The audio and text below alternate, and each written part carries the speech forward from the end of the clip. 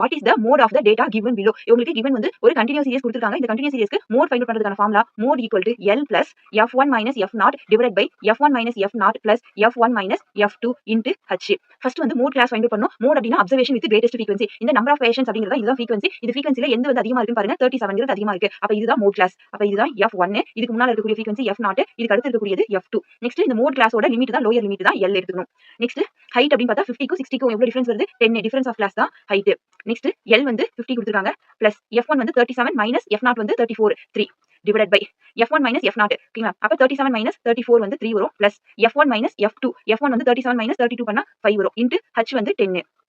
Next 50 plus 3 divide by 8 into 10. First 2 ஆல divide பண்ணோம்னா இது 5 டைம்ஸ் வந்துரும். இங்க 4 டைம்ஸ் வரும். நெக்ஸ்ட் 50 பிளஸ் 3 ஐயும் 5 மல்டிபிள் பண்ணா 15 டிவைட் பை 4. 4 ஆல கேன்சல் பண்ணோம் அப்படின்னா 3 டைம்ஸ் 12. ரிமைனிங் எவ்வளவு வருது?